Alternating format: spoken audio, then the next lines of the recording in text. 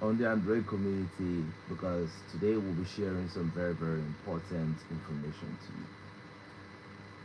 you. Yesterday in Mali, there was a particular base, okay, in the border territory.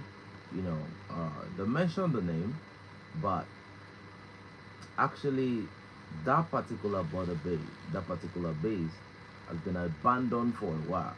Okay, it's no longer an operational base. It used to be an operational base. So the jihadists located this and they overran that particular place, an empty place for that matter. So if you look at the video they posted, there was no single individual in that military base. Okay, it's not even a base anymore. The structures that were there were almost half dilapidated and all of that. So they used it to claim victory. What am I saying? While they were there, the you know the Malian armed forces deployed their Sukhoi fighter jets last night, and it was heavy bombardment of that particular place. Now the terrorists have evacuated that particular environment after a lot of KIA. What am I saying? Hold on, family. This conversation is getting more interesting. Let me use my microphone so that the sound can be even better.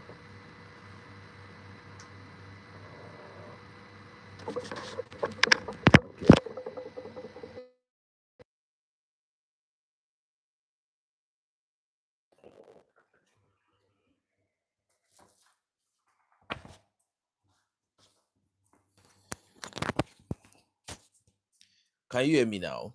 Am I very, very audible now? So the Malian armed forces. So let me give a recap again. There is a particular military outpost that has been abandoned for a while. Okay, so they no longer use the particular environment because of for some strategic reasons and all of that, because of the terrain and every other thing. So what we found out was the jihadists, right? They actually went there because there was no resistance they were going to get from that place, and they were shooting in the air. They got there, they started burning those structures. Now, when you look at the structures normally, even before they came there, the structure was already half dilapidated. Like it wasn't even a proper place. They got there for some PR stunt. Now, you should be careful what you're asking for. Why they were taking pictures, they were there from morning to night. Now, a lot of people will ask the question, with so much capability that the Malian have, why were they there? Yes, they were there because there was no one that used to be there. Nobody is a no man's environment. But this is on Malian territory. So the Sukhoi class of fighter jet from the Malian armed forces, they were deployed to that particular place yesterday. Heavy bombardment took place. And as we speak, no single, in fact, the rats there, they are not there anymore. If they are there, they are praising God differently. Everything is out of that place. Now, what am I saying? For a while now, we've known one thing that I'm going to say right here. I'm going to say it today. Now, it's not everything that we come out in the open to say, but some things we do know. The targeting of the bases by the jihadists is being done by foreign countries. I don't know if you understand. Before the attack on the Nigerian airport, the monitoring, the reconnaissance was being done with satellite capability.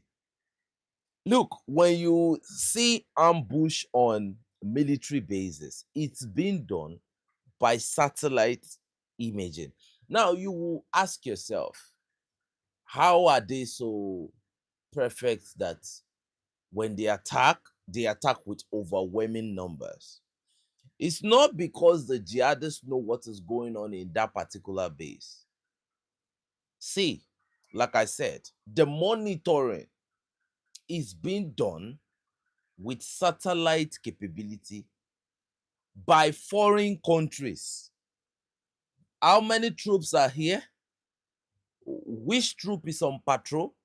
You will see that a troop that came in the morning, right, to a certain environment, there was no IED. They are going out back on patrol that very day, and you will see that they will run into IED. The information, the reconnaissance is being given to them by foreign countries.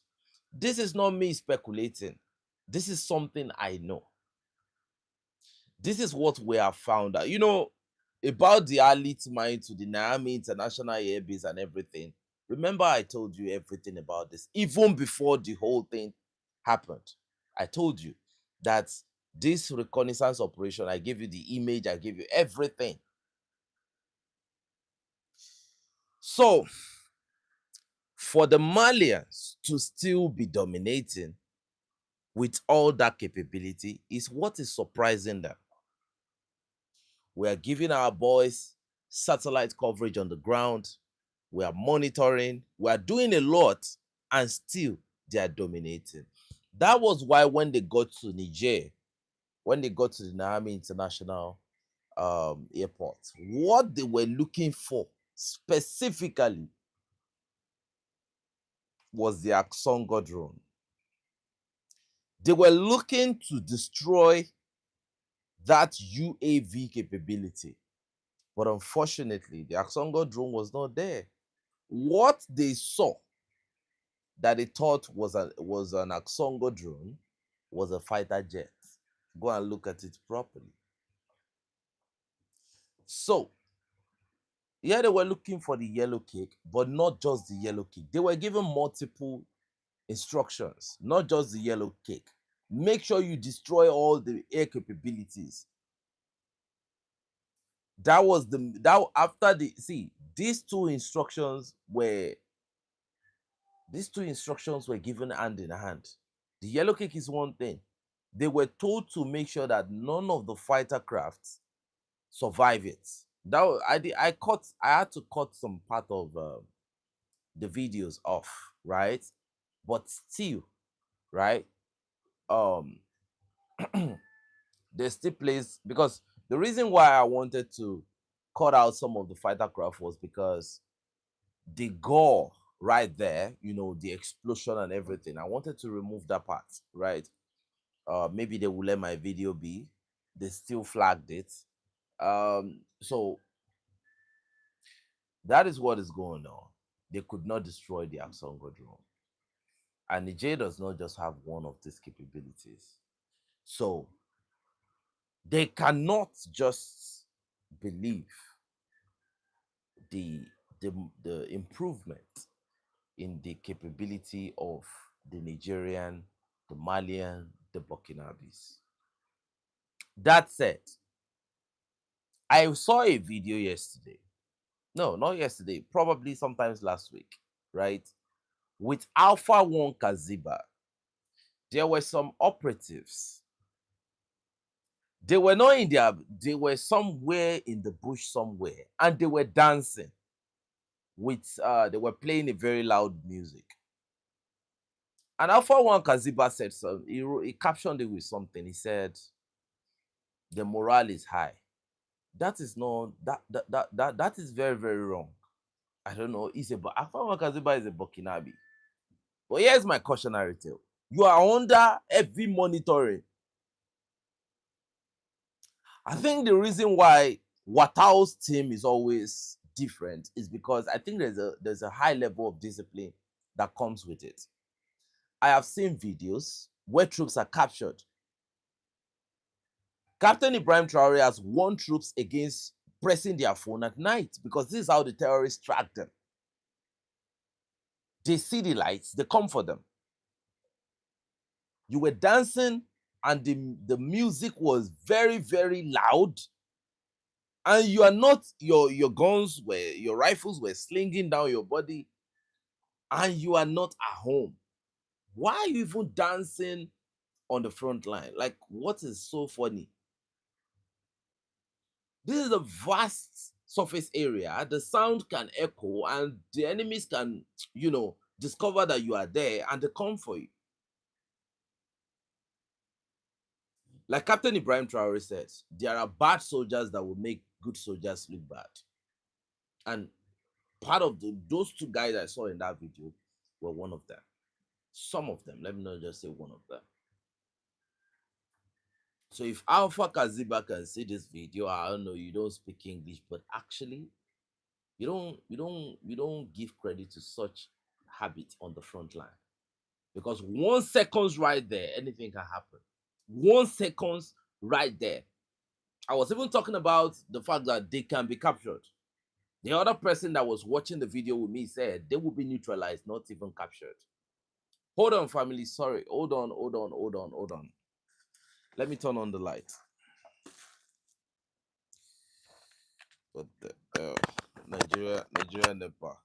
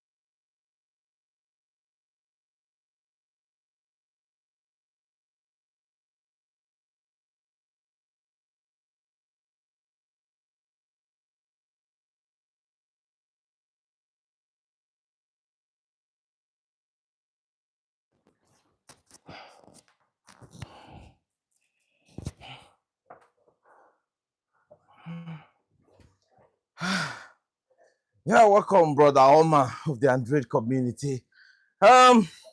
So that aside, so the guy that came to the Telegram channel that was asking if I was aware if I was aware of the attack that happened yesterday, I'm fully aware. I seen it, but these days I don't really talk too much about the counterterrorism information anymore. I don't do it like I used to do it. There is no joy in talking about um, some neutralization of a vast number of people. But if I was the one, I think I would do worse. But that's it. They have been swept off the territory. If you want to get further information, you can check back on our Telegram platform. I will tell you about it.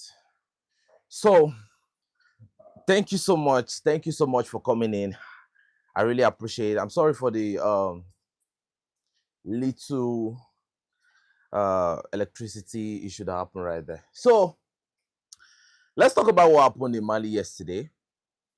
Um, Burkinabe tanks being deployed to the Ivorian border.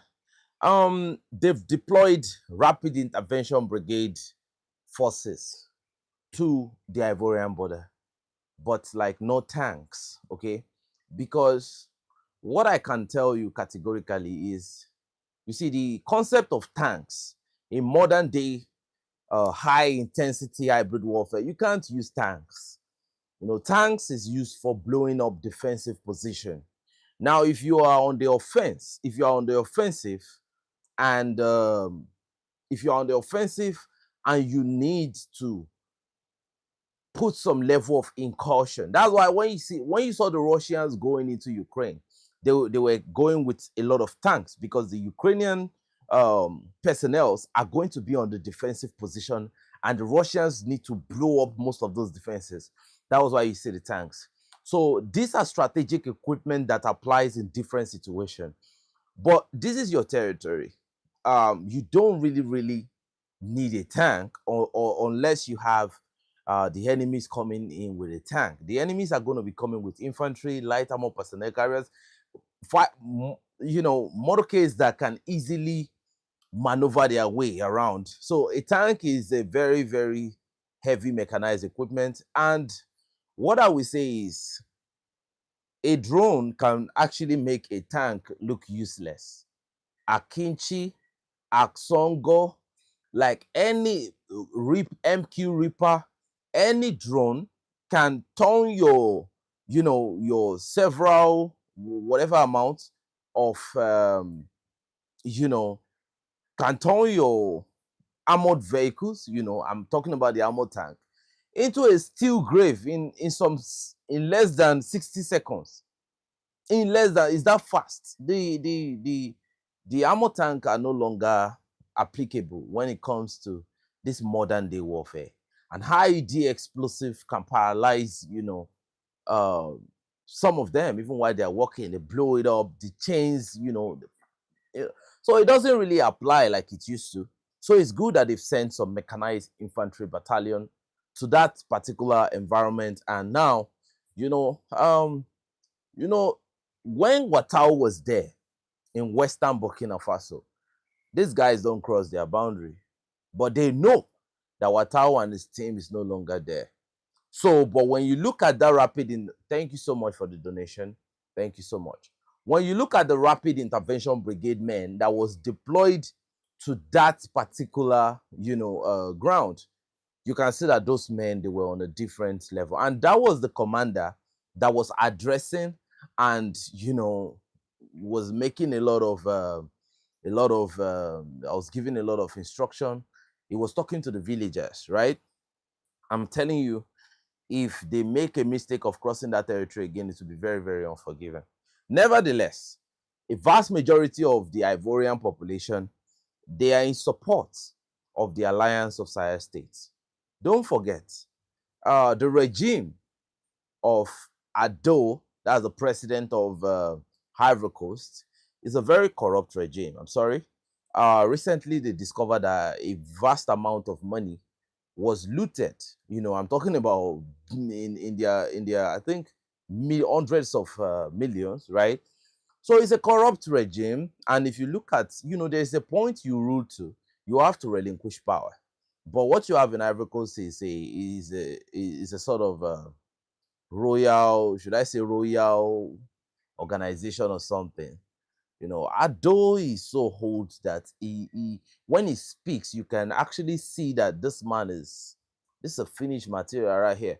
But he doesn't want to give up the power. Look at Paul Biya. You see, France is making a caricature of a lot of nations in Africa, and they need to get themselves out of those caprices. Like, how can somebody that Ado can hardly speak? He can hardly. You saw the video. A lot of people that have seen the video I posted yesterday, did you see the way Ado was talking and the way that was back in 2000 and I think 2023 or 2022, right? He could no longer even speak properly, not to talk of now. And this is what Emmanuel Macron loves. This is what he loves. when the person he wants to give, he gives all. Look, don't even try to think that these presidents that are in support of Emmanuel Macron and his, crusade, don't even think that they Emmanuel Macron deal with them as friends or as equals. Orders are being given to them. Orders, like they follow orders. They follow orders. The few people in Africa that dare to stand on their ground are the three presidents of the Alliance of Sahel States. Let's be clear. Those are the three that are free in Africa. Every other person, they are just pretending. They still take orders at some, like they are still taking some level of order. Don't tell me that the president of Nigeria is not taking order. You are not taking, no. The president of the Nigeria is taking all the order on the planet. Do you know that the people that were neutralizing in Kwara State, over 174 Nigerians, right, still counting, in one day by jihadists? Do you know why that is happening? Very close to when the U.S. forces, do you know why that is happening? Very close to when the U.S. forces were being deployed into Nigeria. I know the people in the Andre community already know the reason. Do you understand? They are about to send their troops, right? They send their troops, right? Over 174 civilians, were neutralized in one day. I said that the picture was absolutely something out of a horror movie. Like, you look at it, like, you be like, what? And these are the people that think they have the right to criticize what is going on in the Sahel.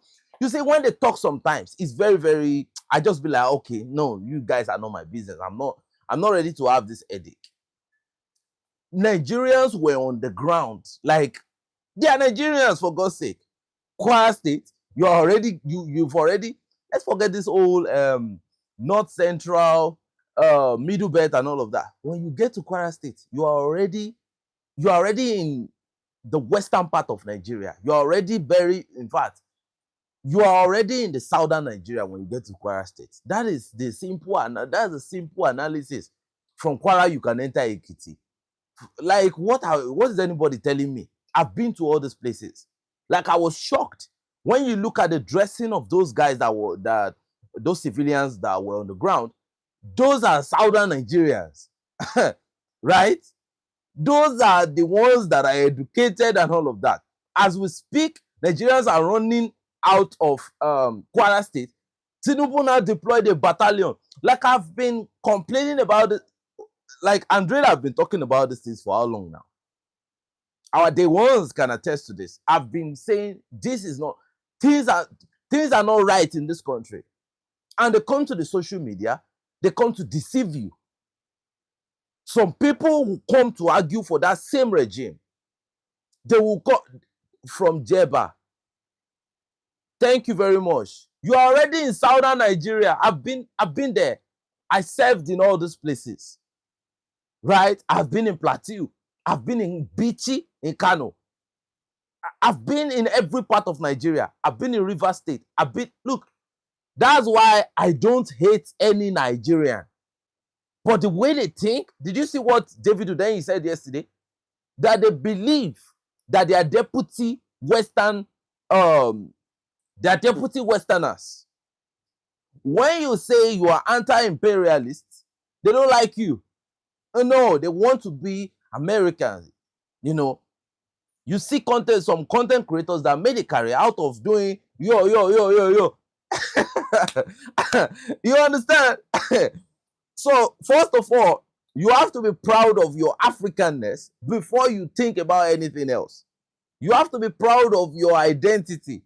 This person is laughing, but that's true. Right? The old way of dressing in the West, they want to bring it down here. Oh, we speak like them. The ones that go to UK, those ones are something else, right? After 2 weeks, you start hearing, like, what the fuck? What is going on? So that is Nigeria for you. And I'm telling you, you see what just happened in Kwara? It has been happening in the north for so many years. It has been going on in the north for like forever. The issue is the North has a lot of civilians, such that, look, if what is going on in Nigeria, if it happens by any mistake in any of the alliance of Sahel states, the Western media, they are going to make it look like Olympus has fallen. I'm being honest right now. You see that population of Nigeria, they are deleting that population with so much impunity. Thank you very much. They are conquered already. Thank you very much. This brother is saying the truth. You see, you hardly find Nigerians that like the truth. They are very, very, it's like a product, it's like you are looking for the product of a dying breed. You don't find them. That population is being deleted like crazy as we speak. I'm talking to you right now, right? The breaking news by 10 maximum. There are some people that have been, neutralized overnight.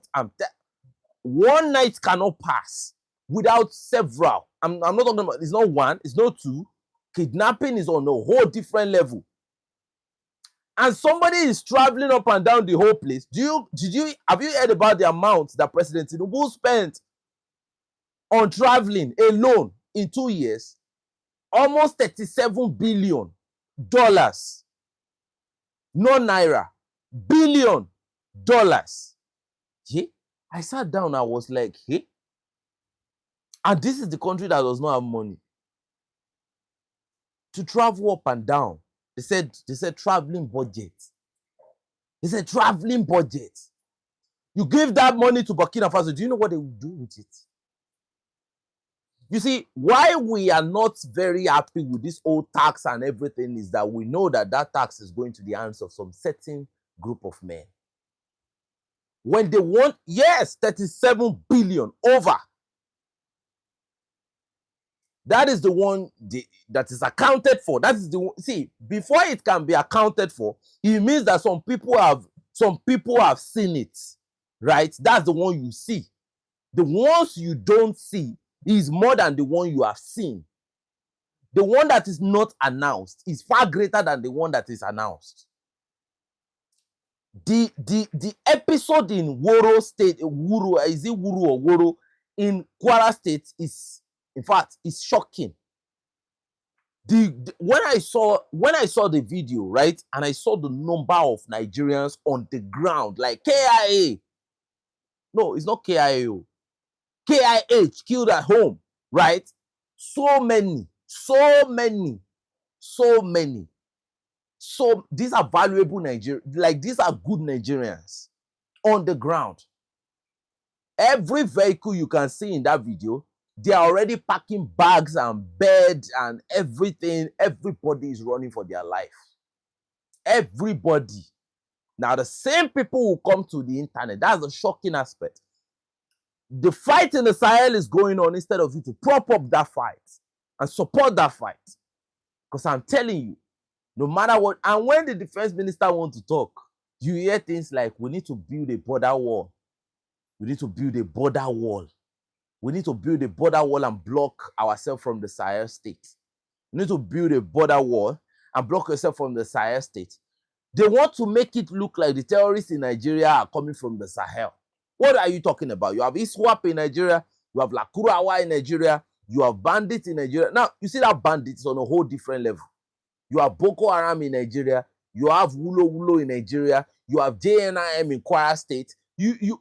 In fact, when you talk about the number of groups in this Nigeria alone, my goodness. So, but again, I will say this. It's not a coincidence that close to a deployment, right, of certain foreign forces into Nigeria, that level of massacre happened. That is to send a mental message. How? That you need us. That is, I'm giving you the clear picture now. For those that don't understand, and for those that, Kwara State, they've been in Kwara for quite a while. They've infiltrated Kwara for a very serious time. They've been, see, when I was in Kwara, right, I noticed something. The level of religious fanaticism in Kwara State. I told my friend, I said, you see this place that you are looking at? I said, this is a very fertile ground for terrorism. He said, what do I mean? I said, oh, you are one of them? He said, no. I said, this place I'm looking at is a fertile ground for terrorism. I said, if by any chance any jihadi group enter this place, they will recruit an overwhelming number of fighters here. Because the level of fanaticism in the north is shocking. Hey, you know, the Kwara people, they are a little bit better. They are refined. Like, these people are not as radical as the core north. But, man, I said, look, this level of religious fanaticism is a very, it's a bad supplement. It's not a good supplement. It's a bad supplement that will prop up a lot of jihadists. I said, they won't need to bring in fighters from any other, from any other region. These fighters will come out of this place. I said, this is not good. I said, this is not good. Now, by the time they start apprehending, I don't know how they used to do their own apprehension. You see that they will start catching some people, innocent people most of the time. And maybe one or two among those innocent people. You will see that they will all be from that place. There ain't no Sokoto fighter coming to Kwara State. No. Ain't no, they are all from that place. So the preaching that have already been deposited in them is the extreme kind of preaching. So when they come in, man, what they preach about is extreme on its own. So this is just the preliminary. Look, this is the beginning. This is the beginning. I've spoken about redistribution of land. If you look at the land in Kwara State, you see, Nigeria is to where they are supposed to give land to citizens for free. I'm telling you, I know a lot of people cannot agree, they cannot comprehend this. Look, they are supposed to give land to citizens for free. If not, that country will be uninhabitable for a lot of people. The only reason they cannot conquer Lagos is because there is no bush. Everywhere you have buildings all over the place. All over the place in Lagos. So there is nowhere you want to push your cows to or whatsoever. Because the ones that carry the cows, they are either the ones that are on surveillance. How many people are here? How many people live here? They can't do that around Lagos. Because every part is occupied. For Nigeria to even have any chance against this insecurity, they have to redistribute land to citizens. That number, it has to be spread across. But saying that is my grandfather that owns this land, is my grandfather that owns the land, I'll tell you this. Those environment now, where 170 something have been, neutralized, who is going to live there? Who wants to buy a property there? Some people, sometimes ago, they bought land in Borno State. Are they still there now? So sometimes they bought land in Borno State for real estate projects. Are they there now? Who wants to go there again now? So that is the story. They will come to the internet to lie to you. Oh, Nigeria, no. Don't fall for that. Don't fall for that nonsense. And now the US, they are in. You see, I don't like this particular. You see that Big Shy said some things yesterday that I've already said. He said that we need a military base. I'm telling you, they will, as whatever number of troops are being deployed to Nigeria, they will get a military base for them. It might be a minor base, just minor. I'm sure they've already given a place to them to establish that military base. It is not just in the public domain yet. They've done these things. They've done these things. They've given them a military base. By the time they announce that, oh, now the fighter jets will be in, and I'm telling you, from the Kotoka Air Base and this particular base that they will be using in Nigeria, oh my God, the whole West Africa will be devastated. You know what these people come with now? You know what? Okay, look at the the Arab Middle East right now. The whole destabilization is coming from those bases, those military bases around. So how do you tell me you want to talk about sovereignty as a nation when you have foreign base of that capacity within your country? Nigeria is sold. Nigeria is sold.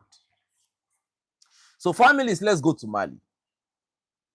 Yesterday, I talked about Nick Checker, the CIA agent. I was doing this yesterday when the network was started. I don't know what happened. I just saw that the whole thing was scrambling and all of that. But let's go. Nick Checker, the CIA operative, let's not say he's retired. There's no retired CIA operative. An operative is an operative forever. So, came to Mali. He has not left. So, he met with some group of Americans inside Mali. Now, funny enough, I don't even know that Mali has that number of Americans within their territory. These are people that, you saw what they did in Niger, right? They told all their citizens to start living in Niger. Start living in Niger. Any small thing, they will be like, oh, our citizens should start living Mali. And when you ask, why are you doing this? They will tell you for security reasons. So when you have that number within your country, it's a recipe for propaganda. That's what they do with their citizens in different places. To tell their citizens, leave immediately, whichever way you can, to paint a mental picture that is not good, to fracture the economic rise of that country, to make it look like, no, don't go there, don't invest there. Americans are no longer there, it's not safe. And who said the Americans are the yardstick of safety? And again, the question is, why are they back? Why are they there? So Nick Shekhar, together with some of them, they were there, and they said, they captioned the picture that they put on their X page. They said, Mali is breathtaking, is a breathtaking country. And SBO Shekhar felt privileged to see it firsthand. From his people to his landscape, he was grateful for the chance to experience its natural beauty and culture. The Malians were not having it.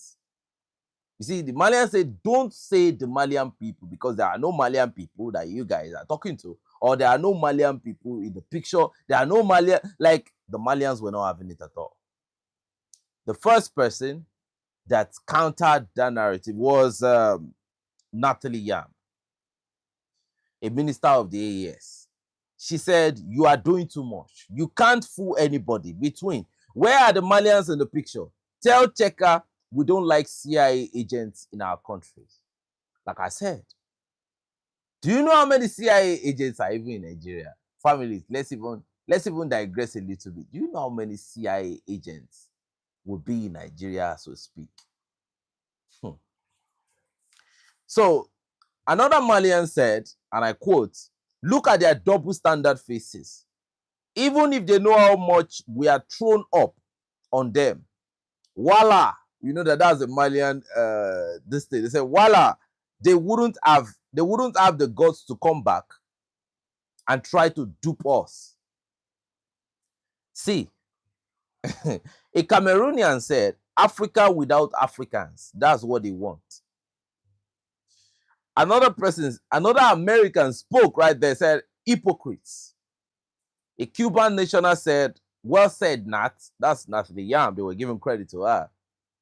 Ian Cole said, literally, no Malian in the photo. Laugh out loud. Kamara said, but a couple weeks back, Mali wasn't safe. According to you, what's happening? Why are you all here? Another person said, what are you all doing in Mali? Look, this is enough message to tell the Americans that nobody, right? Because if you look at the video, if you look at the picture, it was all white faces, man. It was all white faces all the way. So this is the Malian telling you that they don't want you around. They don't want you around. Stay in your greatest country on the planet, right? Stay there. Stay. Nobody wants you in Mali. That's the simple thing. They don't want you in Mali. The comment section was like I could not just, it was too much. All the message I was trying to see, because what I try to do in this situation is I try to get the positive message, I try to get the negative reply. I could not, after 100, I could not find one single positive comment in that comment section. That is to tell you that there is an overwhelming level of hate right there. They don't want you in their country. They don't want you for whatever reason. Plus the fact that you are a CIA operative, it messed up the whole thing. All right. So, that is that right there. So the IMF were in Burkina Faso yesterday. And one thing I've noticed about the way the Americans, the way they try to change narrative, right? You should know that the International Monetary Fund is an American extremist of financial dominance.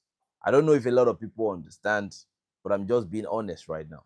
When you hear the International Monetary Fund, is one of the financial extremists of the US. That's a US organization right there. Okay. Now, they came to Burkina Faso yesterday.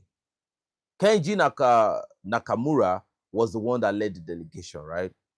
And they got to Burkina Faso. The next thing we heard was, the first thing they said in the video yesterday, I did not really analyze it properly. You got to Burkina Faso. You say your main purpose of coming to Burkina Faso. You said the purpose of coming to Burkina Faso is to understand. That was what he said. He said they wanted to come and understand Burkina Faso. So if you are saying you want to come and understand Burkina Faso, it means that you have no previous dealing with Burkina Faso.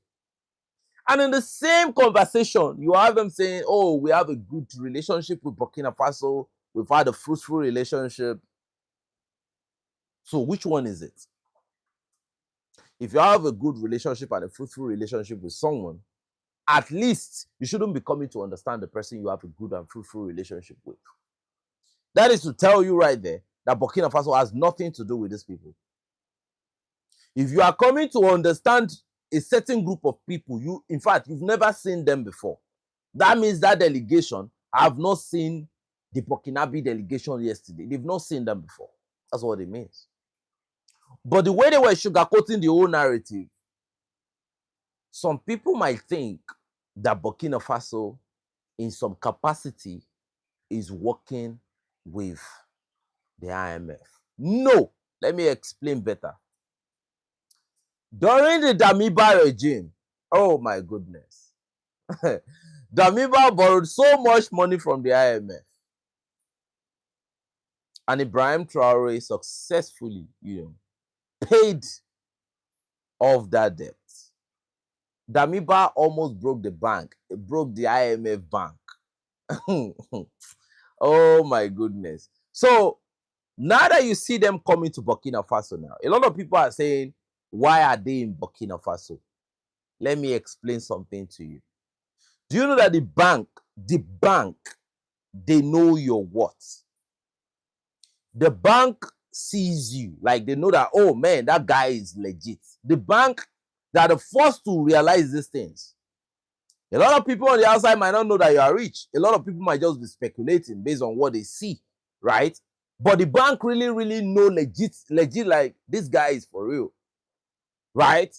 So the IMF, they know who Burkina Faso is. They know what Mali is. They know what Niger is. Geopolitically, they understand that these guys are really like that. Financially, they spoke about the macro economy. They talked extensively about how Burkina Faso, economic reform is working like crazy. And I will tell you, they see these things. They see Burkina Faso as a country that, if care is not taken, these people will not even want to know if the IMF exists. So what is it that the bank does when they see that you are a very rich person and you are not even looking at them, but you used to bank with them? What they will do is that they will send delegation to you. Those delegations will sit with you and tell you, We want to work with you. Some of them can even tell you, we want you to buy shares in our company. Some of them will tell you, we want to borrow you a huge amount of loan. Don't worry, we'll make it easy. We want to borrow you loan because we believe that you have the capability of paying back. Oga, you have enough capability. That's the bank for you. So when you look at the way the bank operates, and you look at that visitation from IMF, it's very, very similar. Burkina Faso is doing a lot of things. How are they doing it without international support? Because some African leaders have made it look as if you can't do anything as an African nation, that you are not capable of functioning. So Burkina Faso, just right there, is making them understand that no, you can do a lot. Thomas Sankara said it. What meaningful development has anyone achieved with the IMF? Thomas Sankara said it. Ibrahim Traore repeated it. So that visitation. Now, the reason why they have, imagine the IMF, people used to look for opportunity to beg from the IMF. But the IMF came to Burkina Faso. It's like the mountain coming to whoever, okay? The reason is because they cannot believe it. There is a French video I'm going to post. In fact, I cannot believe they are beginning to sell Okirika in France. They are beginning to sell Okirika in France. Do you know what they call Okirika? They are beginning to sell, because I'm telling you, in that video, they are selling second-hand jeans. I can tell you categorically that I saw it. They are selling Okirika in France. No. You can see that the Russian intelligence said the French are trying to take vengeance. They are trying to revenge in Africa. The economy is out of this world. It will blow you. The economy of France right now will blow you away.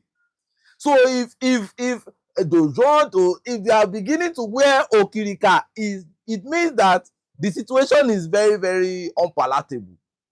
I'm very, very sorry to say this, but that is true.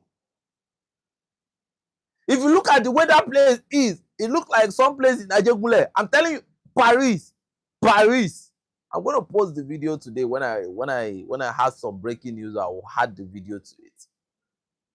So it's shocking. It was shocking. I'm telling you. And people were pricing it. So it only means something. Assimi Goita said some people told them that they were miserable. But by the time the separation happened, they quickly discovered that they were the ones that were miserable. So let's keep it. Yeah, they are full CIA. It's a full CIA. Yeah. That's true. So now, that is the mission of the IMF in Burkina Faso yesterday. They want to come and see for themselves. You know, this whole thing we've been hearing, is it even true? And I'm very, very sure by the time they were coming to Kuluba yesterday, to the palace, right, the presidential palace in Burkina Faso, they must have seen a lot of vehicles that are coming in. You see, it's unbelievable. And you see, the reason why America continues to send so many delegations to Burkina Faso is, to Mali is, to Niger is, all these shipments that are coming into these countries, right? America produce the same type of equipment, right? They will tell you they produce the best. That's what they will tell you. So they can't imagine that some people are spending so much money and that money is not going to the pocket of the Americans. Do you know how equipment enter Burkina Faso? Equipment are entering Burkina Faso as if the way equipment are entering Burkina Faso, even me, I'm shocked. The question that so many people are asking right now is, where are these people getting this money from? Well, they have money. Don't get it twisted. They have money. They have all type of money you can talk about. The diasporans The ones on the ground, they are contributing like hell. Look at the little kids that donated to Faso Mebo. 100,000 CFA franc. See, let me not lie to you, man. Look, Burkina Faso is telling the world that we don't. Look, imagine when they now reach the peak. They are not even close to the peak of all these initiatives and policies that they've put in place. Imagine when they get to the peak of that agro-pastoral offensive initiative. Look at their dressing. Look at the dressing of the Burkinabes. Why I appreciate the Burkinabes so much is that they don't want to be French. I don't know if a lot of people get it. The Burkinabes, they don't want to be French. But if you ask the Anglophone part of Africa, are you ready to not be Americans or Brits? They can't, some of them cannot, a vast majority of Nigerians cannot communicate with that. They don't even understand what you are talking about. David Udenyi said it. Seun Kuti fella said it. Several Nigerians they've seen this thing. Nigerians believe that they are Americans. But it is what it is, right? And look, when I say they feel like they are deputy Americans, David Udenyi did not complete it. When Nigerians tell you that they feel like they are Americans, right? They don't see themselves as even Black Americans. They see themselves as deputy white Americans. Let me be very, very clear now. Look, I have been able, look, I'm the kind of person that when I sit down, I'm always downloading information. When I look at somebody, I'm trying to download a lot of information about that individual. Like, what is it all about? Like, you understand? And from their conversations, from the things they say, I've been able to get this information. During the 12-day war between America and Iran, I know a lot of people that were praying that Iran should never recover from that conflict. Why? It is because of that feeling. So, from the US, salute, brother. Salute. So now we have broken. So Ghana-Jamaica has now initiated defense cooperation agreement to deepen strategic and security collaboration. So Jamaica and Ghana now has security agreement. That is actually very, very beautiful. A lot of people don't understand. That is to tell you that wherever our people are all around the world, either you like it or not, we are united because we are common people. Like, we are the same type of people. How is that going to work? Yes, it's going to work. Okay? There are some agreements they are going to sign. Thank you so much, brother. Thank you so much, brother. There are some agreements they are going to sign, right? So I don't know how, maybe transfer of intelligence, right? Their intelligence network might be working together. And also, Ghana working with Jamaica, it means a lot of things. Remember that there was a recent, I think, flood that happened in a certain country, and the Ghanaian troops were there to help, right? So this means that if there is any act of aggression against Jamaica, Ghana will offer some military support in terms of equipment, in terms of intelligence, and to an extent, maybe personnel, I don't know. So if they sign defense cooperation, that means it's mutual. That means a knock on the Jamaican door is a knock on the Ghanaian door. A knock on the Ghanaian door is a knock on the Jamaican door. It's a mutual relationship. I love the Jamaicans. They are really, really for real. I love those guys so much. Those guys, like, they are like a open book. And that is to tell you that Africans, they are the only ones. See, like I said, the first neighbor will be the one to rescue the second neighbor. not the 11th neighbor. No, the first will be the one to come to the aid of the second neighbor. We are one people, either you like it or not. It is no fluke that whatever happens to Africans in diaspora, it affects us. It is because, look, if you think that because France is against the Sahel, that other European nations are not against the Sahel, then you don't get it. You don't get the real picture. This is politics of interest. The fact that France is against the Sahel, just understand that there are several nations that are against the Sahel as we speak. Several. Let's even cut out the ones in West Africa. So I really love this this agreement between the Jamaican and the Ghanaians. As I speak to you, they've signed it already. It's not this is not maybe they are proposing. They have signed, they have agreed. The Ghanaian authorities have agreed with the Jamaican authorities. And that is very, very beautiful. I pray for peace in Jamaica. I want Jamaica to be a great nation, to be one of the best nations on the planet. Everything I wish upon myself, I wish for the Jamaicans. These people, they are great people. Our numbers should not just be numbers. Our numbers should be capabilities for us. So, it's at this point that I want to say that I offer my very big respect to the Jamaicans. These people have always been supportive of every good thing. The Jamaicans they are pro-good. Yeah, they are pro-good. They are in support the Antigua Barbuda. Oh, thank you so much, brother.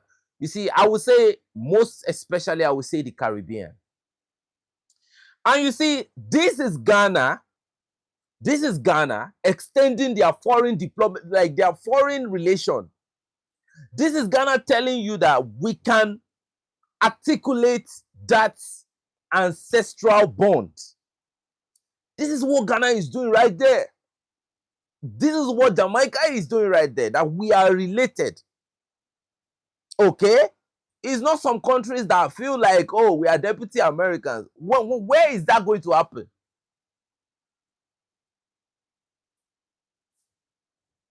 We know ourselves. For those that know, that have chosen not to be deceived. So I love this relationship between the Ghanaians and the Jamaicans.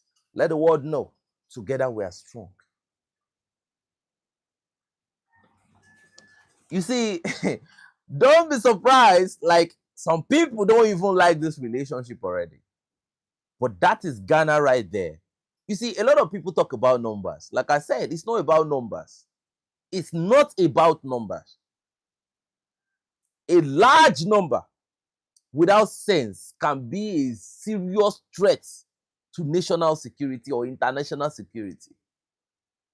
Ghana is how many people? I tell you, the way they apply is very, very different. This is just me giving you facts.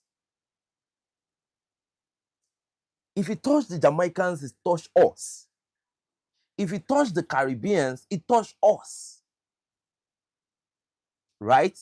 As long as we have similar attributes that we can identify with, these are our people. You can't make this stuff up.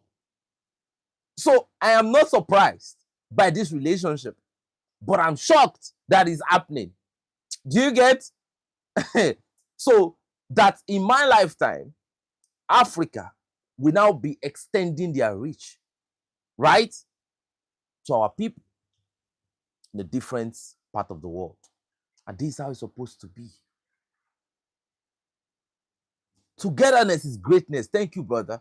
Togetherness is greatness. See, look, when we talk about United Africa, this is what we are saying. This is what we preach. And again, I'm saying, I appreciate the Jamaicans. I've seen their struggles. I've seen how they support anything that relates to freedom.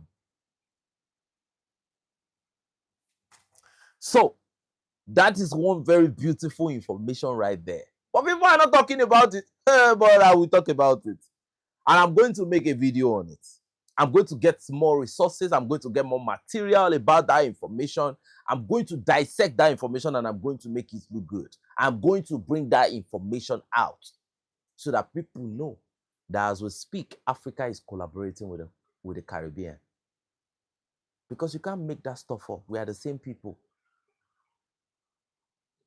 So let's go. So there was an information that was released yesterday. An Ivorian of Dioula origin. I've not translated the video. But the caption says that an Ivorian of Dioula origin makes claim that the Hezbollah group are in Ivory Coast. And they are harmed. And the government is not doing anything about it. Now, this is probably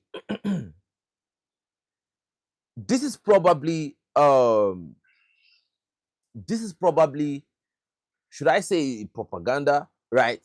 But that is what the man is saying right there in the video. That the Hezbollah, right? We know that the FLA terrorist group is in Ivory Coast. They have given them asylum in Ivory Coast. Families, the question is, what is going on in Ivory Coast? What is going on in Ivory Coast? What is Hezbollah doing in Ivory Coast? So now I'm going to treat that as a speculation.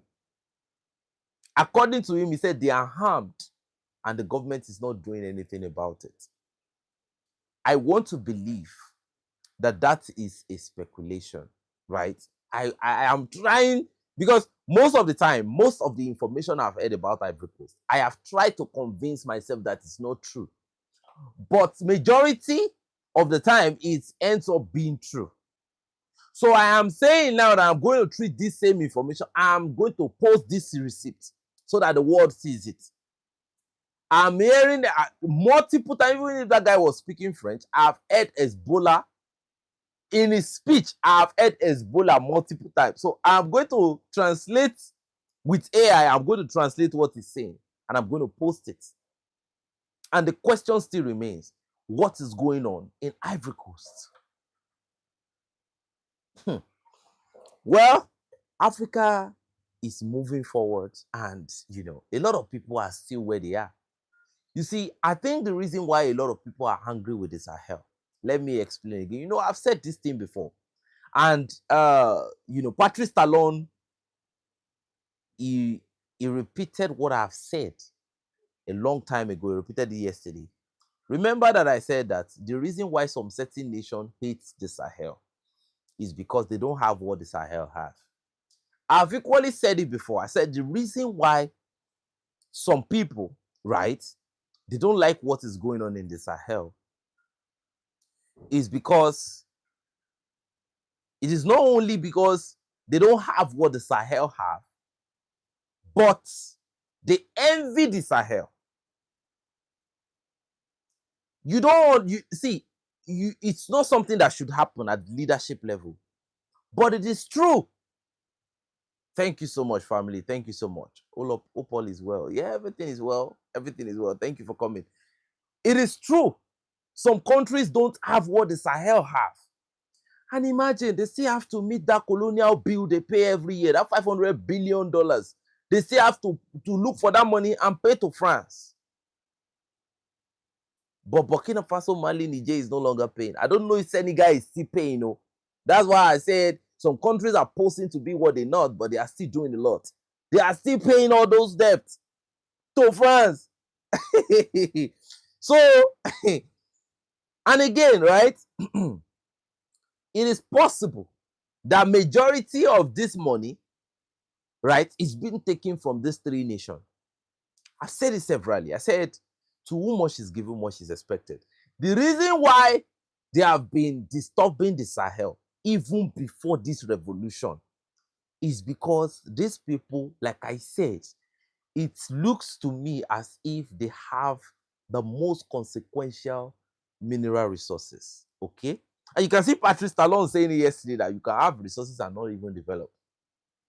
But the big question is, without Western influence, are you saying that countries that have resources in Africa will not develop without Western interference. Let's get it clear.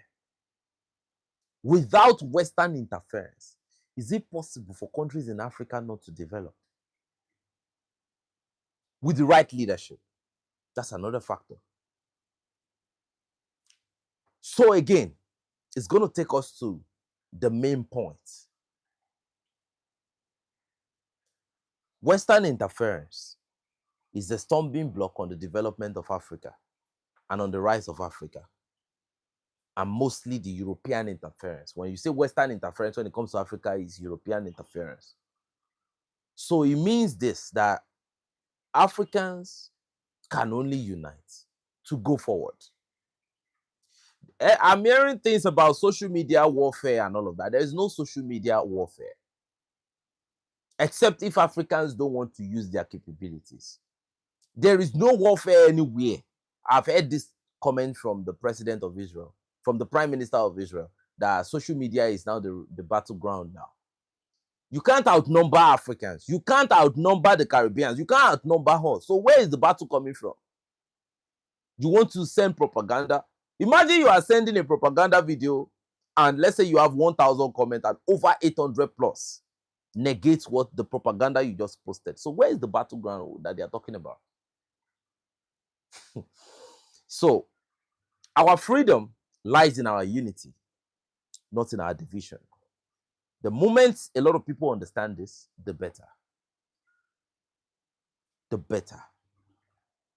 And Africa at this point is stronger than before. If you watch the video I posted yesterday, did you see what those Burkinabés are saying? They said, what happened during the time of Sankara will not happen again. That is the citizens telling you. And Captain Ibrahim Traore, he did the right thing. He brought the citizens into the... Look, Burkina Faso is ruling Burkina Faso. So, look, this all you want to use this, you want to use that. Oh, may God help you. That's a prayer I'm going to release right now. May God help you.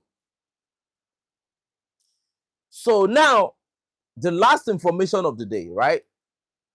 Before I go. The son of Gaddafi, the second born of Gaddafi, Saif al-Islam Gaddafi, has now been taken to... Yes, they call the Alliance of Sahel State, they call it the poorest, right? But why are they scrambling? Thank you very much for that information. So, Saif al-Islam Gaddafi's body has now been taken to Tripoli. You see, according to information, the 4 assailants that came for him, they actually destroyed the CCTV camera before, they neutralized them. Now, one thing that is actually shocking to me is how somebody like Saif al-Islam Gaddafi, is not heavily secured. I'm talking about, because when you look at Libya is, let's be honest with ourselves, Libya is lawless. I have a friend that came back from Libya and told me that like AK-47 is like having your pen in your home. That is how common, like guns are nothing in Libya. So if Libya is a place where guns are nothing, how come you yourself don't have rifle at home? Okay, that is one question. Secondly, the CCTV camera were on, so probably somebody saw that, okay, they were coming. So why didn't you get your rifle? Why didn't you play strategic? And I know they can be confrontational. You might want to go and meet them like, no, man. This guy wanted to unify Libya again. Whoever is ruling Libya right now does not have the interest of Libya at heart. No. That was the closest Libya we ever get. He was the only one that had enough confidence to go back to Libya. The rest are in, they are at large. He still has, I think Gaddafi has 4 now. 4 have been neutralized. Now he has 4. His elder brother was neutralized together with Gaddafi in Set. So according to the information, he would be buried very close to his brother, the one that died with Gaddafi, and their grandfather, and probably Gaddafi. So you see, what I would say at this point is it's over for Libya. Now, I was able to come across a certain information because I was playing around so many material about this situation in Libya.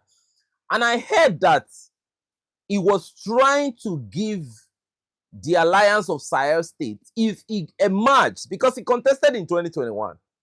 And his plan was that if he emerged as the president of Libya, he would unify the country. And apart from unifying the country, it was going to give that coastal, corridor. It was going to offer that assistance to the Alliance of Sahel States. According to Saif al-Islam Gaddafi, Libya was going to be the shipping point for the AES states.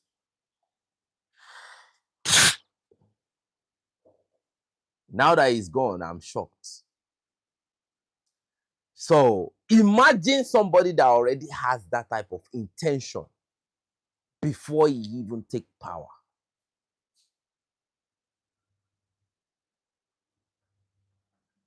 And probably now what for Gaddafi's burial ground, right? Probably there is a part of him, right? I'm talking about maybe clothes, maybe the clothes he wore, in his last moment or something. That was what they probably buried in that place. Okay, so a burial ground does not mean it's the person that is there. Some burial ground they are like monuments to remember that person. The grandfather, the brother that died together with Gaddafi was there. Okay, and Gaddafi's cemetery is equally there. Okay, the reason why Gaddafi's body is there might not be the fact that his main body is there, might just be something that represents Gaddafi that is there.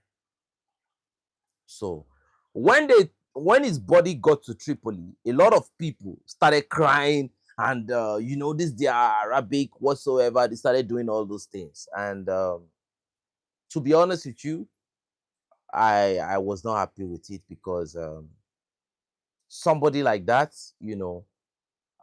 should be defended heavily. Yeah, and I have so many of his videos where he spoke exclusively about what Americans are doing in Libya. He talked about Al Arabiya. He talked about Al Jazeera. Like this guy said a lot. He talked about BBC News. He spoke extensively about the CIA. That guy knows too much. And it's no fluke that he has that level of information because he was very close to Gaddafi when Gaddafi was alive. He was very, very close to Gaddafi. So that is why they had to get him out of the way. Now, my fear is this. He has a cousin, Ahmed Gaddafi. Now, I'm going to post the video of Ahmed today when I'm making, I'm going to, how I post my videos. A lot of people are telling me to post one information at a time, but I don't know. That would be based on your decision. I want you all to give your response in the comment section. Should I post one topic at a time, or I should cluster it the way I used to cluster it? You can let me have your opinion in the comment section below. So what we heard is that this is younger brother Ahmad Gaddafi. Saif al-Islam had been able to transfer most of the things he knows. Okay, one at a time. Okay, that's what I'll be doing now.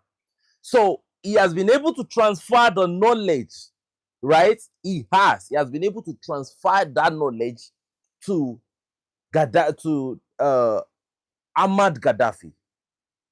So now, if you listen to what Ahmad Gaddafi is saying currently now that Saif has been taken off, Ahmad is very young.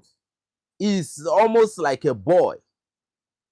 Okay, when you listen to what the dude is already saying at his young age, I'm scared for him too, because Sahif gave him a lot of credible intel. I just hope they don't look. This is dangerous, man. Anything Gaddafi, they want to take it out of the way. And Ahmad said a lot of things. Ahmad said a lot of things. And, you know, there was so much revelation.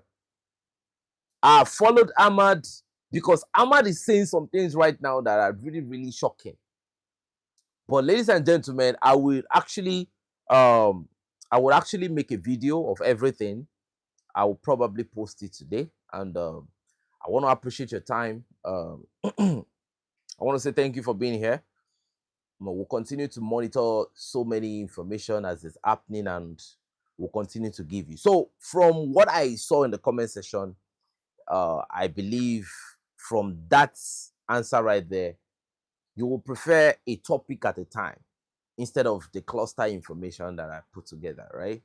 So that said, I think that's what we'll start doing right now. So families, I want to appreciate you, but that single topic that I want to talk about to come with so many materials. So I want to appreciate you for coming, and I want to say thank you, and thank you for your support. It's been like the last 2 days for me has been very, very um has not been too good because I've not been feeling myself. But now I think I'm back. I can feel how I'm feeling. I'm feeling better. So yeah. So thank you for your support, everyone. I really appreciate you. Sorry for the glitch yesterday. And we're back today. So I'll continue to bring information to you. Just make sure you stay tuned. I'll go to work right now and get you a lot of information. So salute and God bless you.